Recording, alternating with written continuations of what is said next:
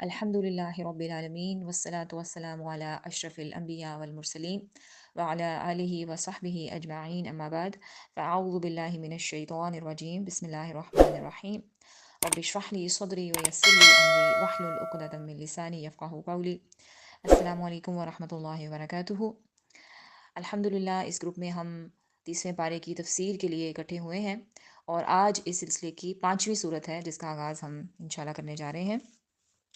इस सूरत मुबारका का नाम है सूरा इन्फ़ितार और ये भी मक्की सूरत है।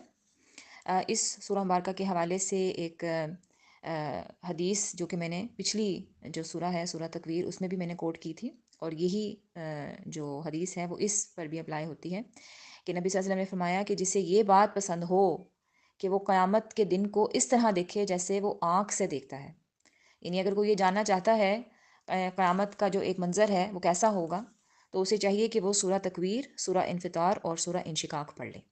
ठीक है, तो सूरा तकवीर हम कर चुके हैं, सूरा इन्फ़ितार इंशाल्लाह हम आज करेंगे, सूरा इंशिकाक जो है वो आगे आ रही है। इस सूरा मुबारका में भी वही सेम स्टाइल है जैसे मैंने आपको बताया था कि इज़ा का मतलब होता है जब कोई चीज़ फ्यूचर में होगी, मुस्तकबिल में होगी। जैसे पिछली सूरा में हमने देखा इज़ा इज़ा इज़ा इज़ा इस तरह से 13 आयत थी और फिर 14वीं आयत में जो है वो बताया गया कि जब ये सब कुछ हो जाएगा तो फिर क्या होगा। तो इसी तरह से वही स्टाइल जो है वो इस सूरा मुबारका का भी है। तो चलिए स्टार्ट करते हैं। अऊज़ु बिल्लाहि मिनश शैतानिर रजीम बिस्मिल्लाहिर रहमानिर रहीम। इज़स समाउ फ़तरत। इज़ा जब, अस्समाउ आसमान, अनफ़तरत फट जाएगा। फ़तरा का मतलब होता है चिर जाना, किसी चीज़ का चिर जाना, फट जाना। यहाँ पर आसमान के बारे में बात हो रही है और रेफरेंस जो है वो क़यामत का दिन है कि जब क़यामत आएगी यानी उस दिन क्या होगा कि आसमान फट जाएगा। और जैसे हमने सूरह नबा में आसमान की हवाले से एक आयत पढ़ी थी ना कि आसमान में दरवाज़े बन जाएंगे, तो ये प्रॉबेबली उससे पहले का स्टेप है कि आसमान पहले फटेगा, यानी कि 2 टुकड़े हो जाएगा, जैसे बीच में उसकी लाइन पड़ जाएगी, फट जाएगा, चिर जाएगा और फिर हमें उसके पीछे जो चीज़ें हैं वो नज़र आना शुरू हो जाएंगी। व इदल कवाकिबु तसरत। और जब कवाकिब होता है कौकब की जमा, कौकब का मतलब होता है सितारा। पिछले आयत में जो है वो नजम की बात हो रही थी, नजूम की, और नजम का मतलब भी सितारा होता है और नजूम होता है सितारों की जमा। और यहाँ पे कवाकिब जो है उसका मतलब भी तारा ही होता है, लेकिन फ़र्क ये है कि जो नजम कहा जाता है वो छोटे सितारे होते हैं जो बहुत ज़्यादा ब्राइट और चमक रहे होते हैं, और जो कोकब होता है वो रिलेटिवली बड़ा स्टार होता है और ये अपनी जगह पर कायम दायम रहता है, ये मूव नहीं होते। और जो अक्सर जैसे शिप्स होती हैं उनके लिए जो वो स्टार्स को फॉलो कर रहे होते हैं, ठीक है, जो या जो एरोप्लेन्स होते हैं वो भी पर्टिकुलर कुछ स्टार्स हैं उनको फॉलो कर रहे होते हैं सफ़र के लिए। या उस ज़माने में भी जब ये आयात नाजिल हो रही थी जो अरब के लोग थे वो स्टार्स को देखकर जो है अपने रस्तों का तयन किया करते थे। तो बहरहाल बात ये की जा रही है कि जो सितारे होंगे ना तो उस वक़्त तसरत का मतलब है बिखर जाएंगे। जैसे आप अगर अपने हाथ में कुछ नमक पकड़ के और नमक जो है उसको आप छिड़क देते हैं ना, जब किसी टेबल के ऊपर छिड़क दें या किसी प्लेट के ऊपर छिड़क दें तो वो उसके ज़र्रे ज़र्रे सारे जो हैं वो फैल जाते हैं। इसी तरह से उसको कहते हैं तसारा, तसरत। तो यहाँ पर सितारों की मिसाल जो है वो इस तरह से हो जाएगी कि वो बिखर जाएंगे। व इदल बिहार फुज्जिरत। व इदा और जब, बिहार मैंने हम पीछे पढ़ चुके हैं, बाहर की जमा है, बाहर का मतलब होता है समंदर। तो जब समंदर जो हैं फुज्जिरत, और फुज्जार का लफ्ज़ भी हमने पीछे पढ़ा था जिसका मतलब होता है फट जाना। जैसे फजर का वक्त होता है कि जो दिन की रोशनी है वो रात को फाड़ कर बाहर निकल आती है, तो वो फजर का वक्त होता है। ठीक है, तो ये उसको इस फजर का वक्त जो है वो या जो लफ्ज़ है इससे यहाँ पर तशबीह दी गई है, फुज्जिरत फट जाएंगे। और जब समंदर फट जाएंगे या समंदर उबल पड़ेंगे। व इदल कुबूर बुग़्सिरत। और जब कुबूर है कब्र की जमा, बुग़सिरत का मतलब होता है खोल देना, उंडेल देना, उल्टा देना, कि जब कब्रें जो हैं वो उल्टा दी जाएंगी या उंडेल दी जाएंगी। यानी इसकी मिसाल ऐसे है जैसे किसी बैग में बहुत सारी चीज़ें पड़ी हुई हैं और उसमें से अगर आपने कोई चीज़ तलाश करनी है تو آپ کیا کریں گے کہ وہ پورا بیگ یوں ڈیل دیتے ہیں نا، کہ مجھے ٹائم نہیں ہے میرے پاس کہ میں اب ساری چیزیں دیکھوں اور ڈھونڈوں، تو آپ پورا بیگ اٹھا دیتے ہیں کہ اچھا، تو اس میں سے کیا ہوتا ہے پھر ساری چیزیں نکل آتی ہیں، بیگ خالی ہو جاتا ہے۔ تو اسی طرح سے قبریں بھی خالی ہو جائیں گی اس دن، قبروں کو انڈیل دیا جائے گا، یعنی ان کے اندر جو بھی مادہ ہوگا نا وہ سب باہر کو نکل آئے گا۔ وَإِذَا الْقُبُورُ بُعْثِرَتْ، اور جب قبریں کھول دی جائیں گی۔ تو اب یہ چاروں چیزیں مختصراً بیان کی گئیں کہ جب یہ ہو جائے گا، یہ ہو جائے گا، آسمان کی یہ حالت ہو جائے گی، ستارے اس طرح ہو جائیں گے اور قبریں کھول دی جائیں گی، سمندر ایسے ہو جائیں گے، تو پھر کیا ہوگا؟ اب آگے بتایا جا رہا ہے، عالمت نفس ما قدمت واخرت۔ عالمت کا مطلب ہوتا ہے جان لے گا، علم سے نکلا ہے نا عالمت، علم کا مطلب ہوتا ہے کسی کی چیز کے بارے میں جاننا۔ نفس، نفس یعنی ہر چیز، ہر جان، جو ہر نفس ہے، ہر جان ہے، ماں جو، ہر نفس یہ جان لے گا جو قدمت اس نے آگے بھیجا۔ قدم کا مطلب ہوتا ہے جیسے ہم کہتے ہیں نا قدم اٹھانا، تو قدم کا مطلب ہوتا ہے آگے چلنا۔ قدمت اس نے بھیجا، و اخرت اور اس نے پیچھے چھوڑا۔ آخر کا مطلب، اخرت کا مطلب ہوتا ہے پیچھے چھوٹ جانا، چھوڑ دیا گیا۔ تو جو اس دن جو ہے کیا ہوگا کہ ہر نفس کو پتہ لگ جائے گا، ہر نفس یہ جان لے گا کہ اس نے آگے کیا بھیجا اور اس نے پیچھے کیا چھوڑا۔ اب دیکھیں یہ جو میں اس بات کو ایکسپلین کرنے سے پہلے جو شروع کی جو 4 آیات ہیں ان کو تھوڑا سا میں ایکسپلین کر دوں کہ پچھلی صورت میں ہم نے کیا پڑھا تھا، فَأَيْنَ تَذْهَبُونَ، کہ تم کدھر کو چلے جا رہے ہو، یہ تھا نا ہم نے سورہ تکویر میں پڑھا تھا۔ تو اس سورہ مبارکہ میں اللہ تعالیٰ ہمیں اب یہ جواب دے رہے ہیں کہ یہی وہ دن تھا جہاں پہ تم چلے جا رہے تھے۔ اب سب کچھ تمہارے سامنے ہے، جب دیکھو آسمان پھٹ رہا ہے، زمین ہل رہی ہے، ستارے ٹوٹ رہے ہیں، سمندر ابل رہے ہیں، تو اب انسان جو ہے وہ بھاگنے کی سوچے گا۔ جب بھی کوئی کلیمٹی آتی ہے، کہیں آگ لگ گئی ہے، کوئی زلزلہ آ گیا ہے، تو ہر کوئی یہ کوشش کر رہا ہوتا ہے کہ وہ کسی سیف جگہ پہ چلا جائے جہاں پہ وہ محفوظ ہو۔ ہم کوئی ایگزٹ ڈھونڈتے ہیں نا، لیکن اس دن ہمیں کوئی ایگزٹ نہیں ملے گا۔ جیسے سورہ قیامہ میں بھی یہ آتا ہے کہ انسان کہے گا کہ راہ فرار کدھر ہے، کدھر کو بھاگوں میں، لیکن وہ کہیں نہیں جا سکے گا، کوئی راہ فرار نہیں۔ تو اب ہوگا کیا کہ چیزیں یاد آنا شروع ہو جائیں گی۔ علمت نفس ما قدمت واخرت، جیسے سورہ تکویر میں بھی تھا نا کہ علمت نفس ما احضرت، کہ اس وقت ہر شخص کو اپنا سارا کیا دھرا معلوم ہو جائے گا۔ تو یہاں پہ بھی وہی بات کہی جا رہی ہے کہ انسان ہر جو نفس ہے وہ جان لے گا کہ اس نے آگے کیا بھیجا اور اس نے پیچھے کیا چھوڑا۔ اب جو آگے بھیجنا اور پیچھے چھوڑنا ہے اس کو ہم سمجھ لیتے ہیں۔ آگے بھیجنا کا مطلب ہے جیسے ایک مثال کے طور پر جیسے موبائل کے اندر ہم کوئی میسج آگے بھیج دیتے ہیں نا، یا کوئی ای میل ہے آفس میں وہ ہم آگے بھیج دیتے ہیں، تو ہم جو بول رہے ہیں، جو ہم کر رہے ہیں، وہ اللہ کے پاس جا رہا ہے۔ ہم یہ باتیں اور یہ اعمال جو ہے اپنے اللہ کو سینڈ کر رہے ہیں۔ لیکن سوشل میڈیا جو ایپس ہیں جیسے یہ واٹس ایپ وغیرہ ہیں یا فیس بک وغیرہ، ان پر تو خیر آپشن ہوتی ہے نا کہ اگر آپ نے کوئی میسج بھیج بھی دیا ہے تو آپ اس کو ڈیلیٹ کر دیتے ہیں بعد میں۔ لیکن یہ جو اعمال ہیں اور یہ جو باتیں ہیں یا جو ہم اپنے منہ سے کلمات ادا کرتے ہیں، یہ ایک دفعہ چلے جائیں تو یہ پھر ڈیلیٹ نہیں ہو سکتے، یہ گئے، یہ تیر جو ہے وہ کمان سے نکل چکا، اب یہ واپس نہیں آئے گا۔ ان کو صرف اور صرف اللہ ہی ڈیلیٹ کر سکتا ہے۔ کوئی اگر ایسا گناہ کا کام ہم نے کر لیا ہے، کوئی ایسی بری چیز ہم نے کر لی ہے، کوئی کلمہ ایسا کہہ دیا ہے، کوئی بات، کوئی عمل، اگر ہم چاہتے ہیں کہ وہ ڈیلیٹ ہو جائے تو ہمارے اختیار میں نہیں ہے، وہ اللہ کے اختیار میں ہے۔ اور اللہ کے اختیار میں ہے اس کو ڈیلیٹ کرنا، کس بیس پر؟ اگر ہم اس سے معافی مانگیں، اگر ہم اس سے توبہ کر لیں۔ اور اللہ تعالیٰ نہ صرف اس کو معاف کرنے پر قادر ہے بلکہ اس کو ڈیلیٹ کرنے پر بھی قادر ہے، اور اس سے بھی اوپر ایک سٹیپ ہے کہ وہ اس گناہ کو نیکی میں کنورٹ کر دے۔ اور ایسا ہوگا قیامت کے دن۔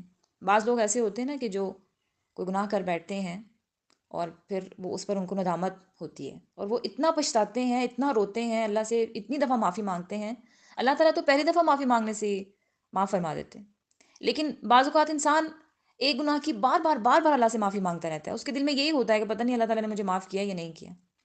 لیکن اصل میں اللہ تعالیٰ نے اس کو معاف کر دیا ہے. یہ اس چیز کی ایک بہت بڑی نشانی ہوتی ہے کہ وہ بندہ نیکی کی طرف راغب ہو جاتا ہے. اللہ تعالیٰ اس کو توبہ کرنے کی توفیق دے دیتا ہے.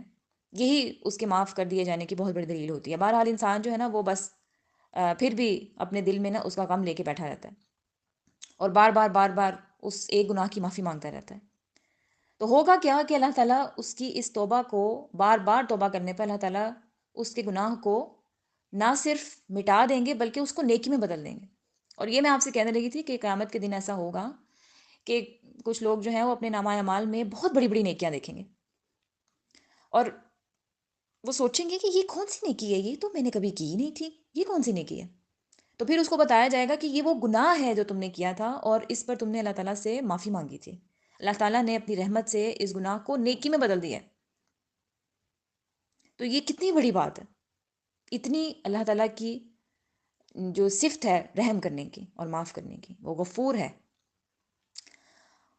اب جو آگے بھیجا، جیسے ہم بات کر رہے ہیں کہ جو ہمارے اعمال ہیں، اب اعمال بھیجنا جو ہے وہ اچھے اعمال بھی ہو سکتے ہیں، برے اعمال بھی ہو سکتے ہیں اسی طرح. ٹھیک ہے، یہ ہم پر ڈیپینڈ کرتا ہے کہ ہم نے آگے کیا بھیجنا ہے. اور پیچھے چھوڑنا و اخرت، اور پیچھے چھوڑنا، پیچھے چھوڑنے کی کیا، پیچھے چھوڑنے کا کیا مطلب ہے یہاں کے، اس میں بھی دو اب چیزیں ہیں، مثبت پہلو بھی ہیں، منفی پہلو بھی ہیں. مثبت کیا ہیں جو ہم پیچھے چھوڑ سکتے ہیں؟ اگر ہم نے اللہ کی خاطر کسی گناہ کو چھوڑ دیا، اگر ہم نے اللہ کی خاطر بری صحبت کو چھوڑ دیا، اللہ کی خاطر ہم نے کوئی ایسا نیک کام کیا جو کہ ہمارے لیے صدقہ جاریہ تھا، وہ ہم نے پیچھے چھوڑا، اس کا ثواب ہمارے مرنے کے بعد بھی ہمیں ملتا رہا ہے. یا نیک اولاد ہم نے پیچھے چھوڑ دی، یا ہم نے کوئی ایسا علم پیچھے چھوڑ دیا ہے جس کا فائدہ لوگوں کو ہو رہا ہے، یا کوئی ایسا کوئی چیریٹی کا کام کیا ہے، کوئی ڈونیشن کا کام کیا ہے، کسی غریب کی مدد کی تھی. تو یہ سارے کام جو ہیں یہ پازیٹیو کام ہیں جو ہم نے پیچھے چھوڑے. تو انسان کو یہ سب اس دن یاد آئیں گے کہ میں نے یہ کام کیے تھے. اور اسی طرح سے اس کا منفی پہلو بھی ہے کہ کوئی نیکی کا موقع ہاتھ آیا تھا لیکن آپ نے اس کو نہیں کیا، چھوڑ دیا. اور ایک نہیں، بہت سارے موقع آپ کی زندگی میں آئے تھے کہ آپ نیکی کا کام کرتے لیکن آپ نے نہیں کیا. کچھ لوگ جو آپ کو خیر کی طرف بلاتے تھے، آپ نے ان کی بات نہیں سنی، آپ نے اپنی مرضیاں کی، آپ نے وہ خیر کا کام چھوڑ دیا، آپ اللہ کی طرف نہیں آئے، آپ نے گناہوں کو جو ہے وہ خیر بات نہیں کہا. تو یہ ساری چیزیں بھی جو ہیں نیگیٹو چیزیں ہیں جو ہم پیچھے چھوڑ سکتے ہیں. یہ ہر انسان کے اوپر ڈیپینڈ کرتا ہے کہ اس نے پیچھے کیا چھوڑنا ہے اور اس نے آگے کیا لے کے جانا ہے. تو یہاں پر یہ بات ہو رہی ہے، علمت نفس ما قدمت واخرت، ہر وہ شخص اس دن جان لے گا کہ اس نے کیا بھیجا اور اس نے کیا پیچھے چھوڑا. اگلی جو آیت ہے یہ سمجھ لیں کہ اس سورہ مبارکہ کی ایک بہت ہی سمجھ لیں کہ اس کا کرکس ہے اس سورہ مبارکہ کا. یا ایہا الانسان ما غرک بربک الکریم. یا ایہا الانسان، اے انسان. یا اب اللہ تعالیٰ انسان سے سوال پوچھ رہے ہیں، اے انسان، ماں کس چیز نے، غرک تجھے دھوکے میں ڈالا، بربک تیرے رب سے، الکریم جو کہ بہت عزت والا ہے. کہ اے انسان کس چیز نے تجھے اپنے رب کریم سے غافل کر دیا. اب سب سے پہلے ہم یہ دیکھتے ہیں کہ غرہ کا مطلب ہوتا ہے دھوکا. جیسے یہ آیت ہے نا، وَمَا الْحَيَاةُ الدُّنْيَا إِلَّا مَتَاعُ الْغُرُورِ، یہ دنیا کی زندگی سوائے دھوکے کے سامان کے کچھ نہیں ہے. اب یہاں پہ جو ہے نا ہمیں رک کے یہ سوچنا چاہیے، یہ ایک سوال ہے نا جو اللہ نے ہم سے کیا ہے. تو قرآن پڑھنے کا ایک طریقہ یہ بھی ہے کہ جب اللہ تعالیٰ ہم سے کوئی سوال کر رہے ہو نا جس آیت میں، تو تھوڑی دیر کے لیے قرآن کو بند کر کے نا آپ سوچیں، تھنک کہ یہ جو سوال کیا گیا ہے اس کا کیا جواب ہے. اللہ تعالیٰ نے ہم سے سوال پوچھا ہے نا کہ انسان تمہیں کس چیز نے اپنے رب سے دور کر دیا ہے، کس چیز نے تمہیں غافل کیا ہوا ہے. میری زندگی میں کیا کوئی ایسی چیز ہے جس سے مجھے اپنے رب سے غافل کیا ہوا ہے؟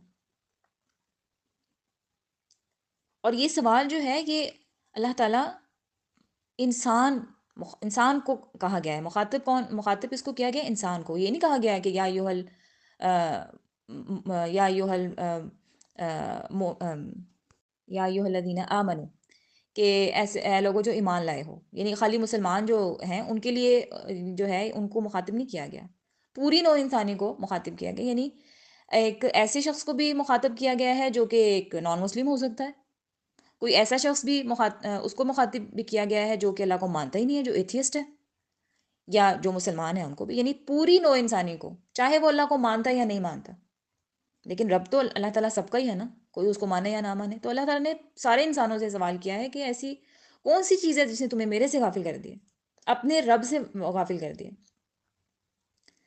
بعض لوگ ایسے بھی دیکھے گئے ہیں جو زندگی میں اگر ان کی کوئی پریشانی آتی ہے، کوئی ایسا انسیڈنٹ ہو گیا ہے، تو اس جو ہے واقعے سے پریشان ہو کر جو ہے وہ اللہ کو ماننے سے انکار کر دیتے ہیں کہ اگر اللہ اتنا ہی رحمان و رحیم ہوتا تو میرے ساتھ یہ کیوں ہوتا.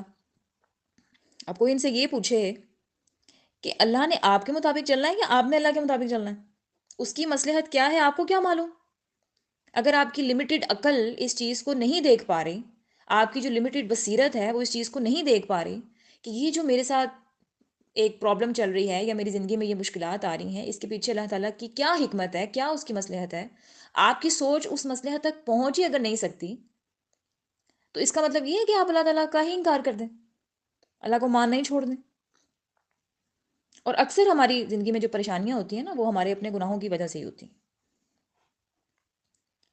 تو کوئی بھی پریشانی ہو یا کوئی بھی مشکل ہو، ہمیں کیوں بلا دیتی ہے کہ اللہ نے ہمیں اس کے علاوہ اتنی نعمتیں بھی تو دی ہوئی ہیں. ایک نعمت اگر اللہ ہم سے لے لیتا ہے تو ہم اسی کو وجہ بنا لیتے ہیں اللہ کی ذات کا انکار کرنے کا.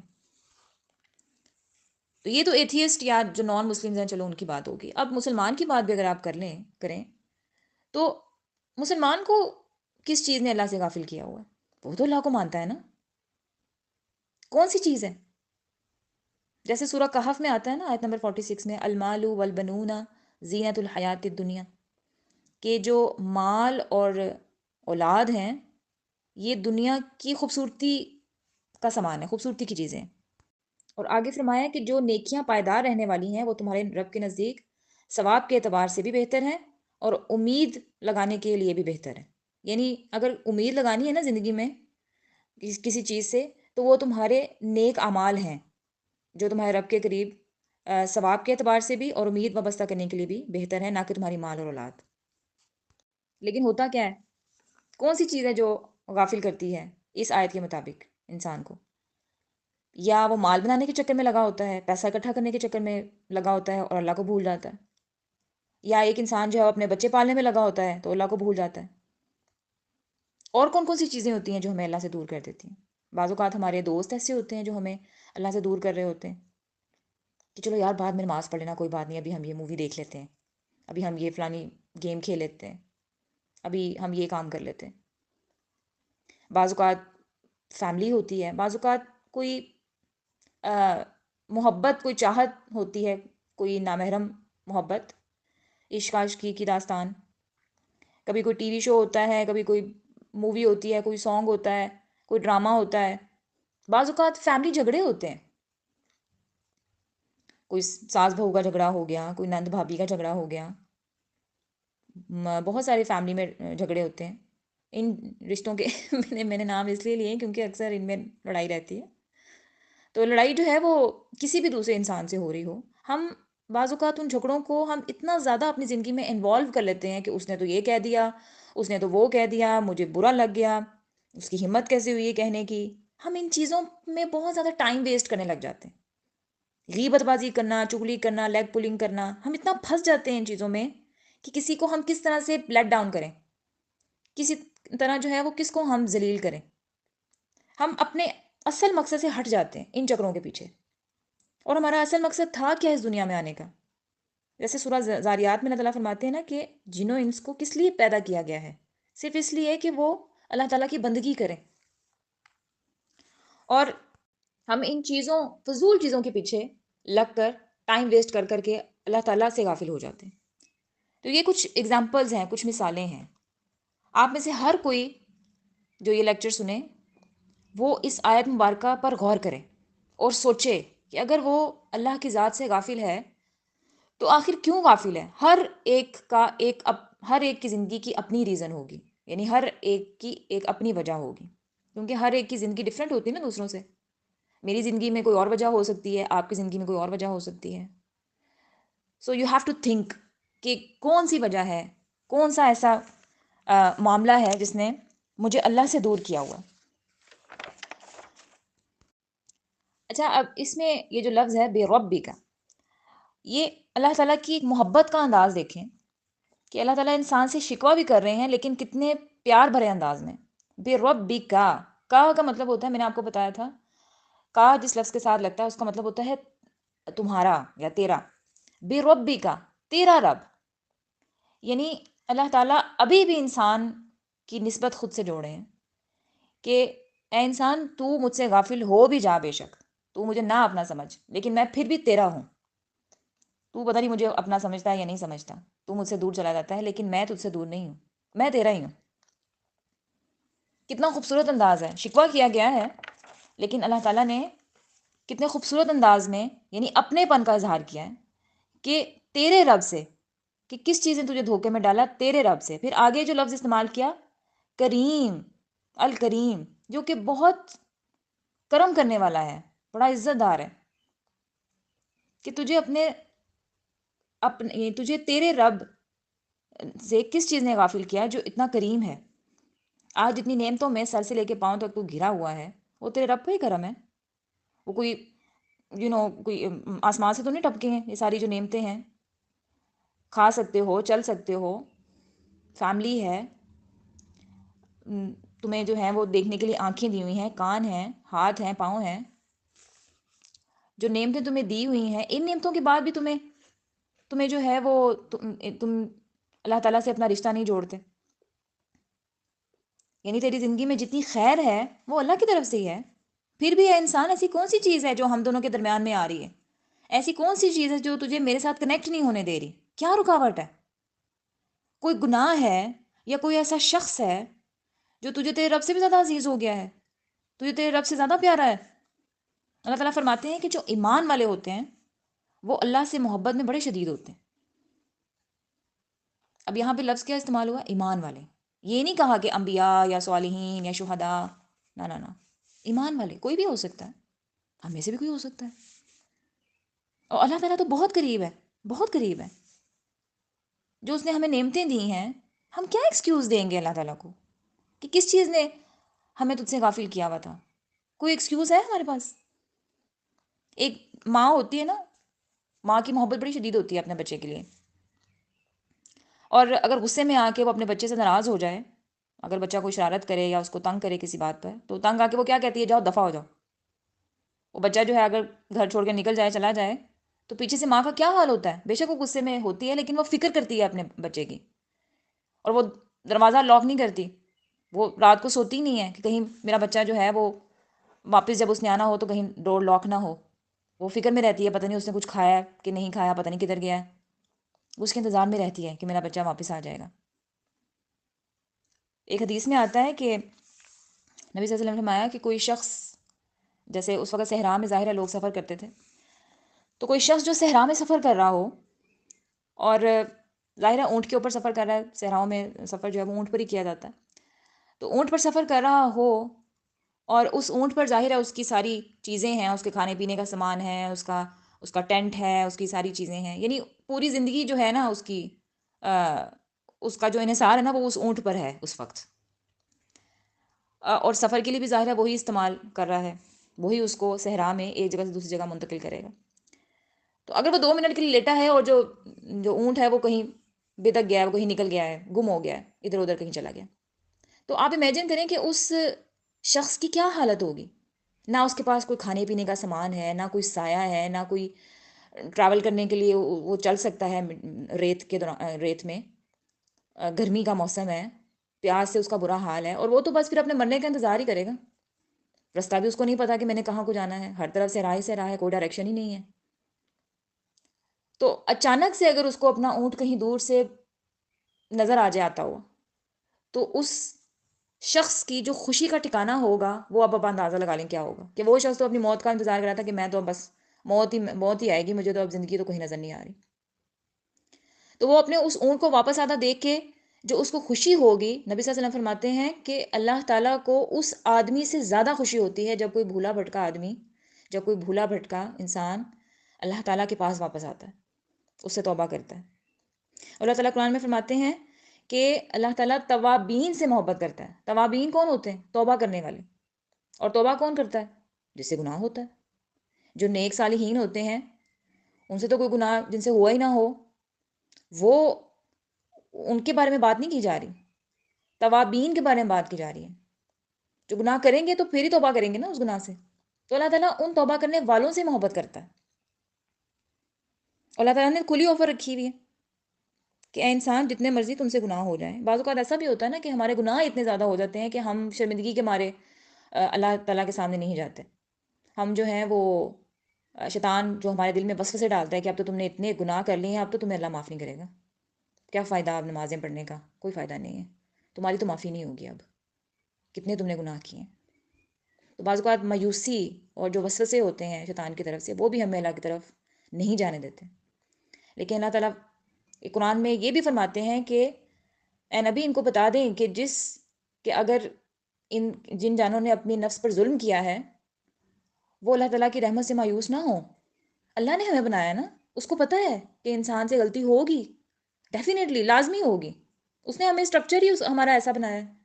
ہم سے گناہ تو ہوگا، اور جب تک ہماری زندگی ہے ہم سے گناہ ہوتے رہیں گے. لیکن اللہ تعالیٰ نے آفر بھی کھلی رکھی ہوئی ہے کہ معافی مانگ لو، میں معاف کر دوں گا. میرے پاس آؤ تو صحیح، ایک قدم بڑھاؤ میں تمہاری طرف 10 قدم بڑھاؤں گا. تم میری طرف چل کر آؤ، میں تمہاری طرف دوڑ کر آؤں گا. لیکن جو قدم ہے وہ میں نے اور آپ نے ہی اٹھانا ہے. قدم جو ہے وہ اللہ تعالیٰ کا فرسٹ نہیں ہوگا، وہ ہمارا ہی ہوگا. ہمیں ضرورت ہے نا. کنواں تو پیاسے کے پاس نہیں جاتا، پیاسا ہی کنویں کے پاس جاتا ہے نا. تو اللہ تعالیٰ نے یہ کھلی آفر رکھی ہوئی ہے، لیکن اس کی جو آفر کی جو مدت ہے نا، بڑی محدود مدت ہے. جیسے اب ایڈز دیکھتے ہیں نا، یہ آفر محدود مدت کے لیے. تو ہماری مدت بھی ہماری موت تک ہی ہے. موت آ گئی، ٹائم ختم. جیسے ایگزامینیشن ہال میں جب 3 گھنٹے گزر جاتے ہیں تو انویجیلیٹرز کیا کہتے ہیں؟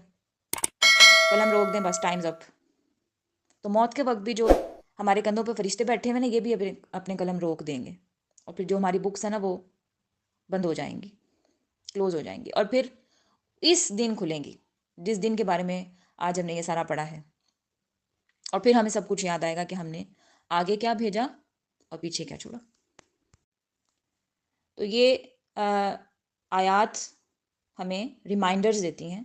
ہم نے آج یہ سوچنا ہے بیٹھ کر کہ کون سی چیز ہے جس نے ہمیں اپنے رب سے غافل کیا ہوا ہے. یہ آپ کا ہوم ورک ہے، یہ آپ کا ٹاسک ہے. تو انشاءاللہ اگلی جو آیات ہیں وہ ہم اگلے لیکچر میں دیکھیں گے. آج کے لیے بس اتنا ہی. سبحانک اللہم و بحمدک، اشہد ان لا الہ الا انت، استغفرک و اتوب الیک.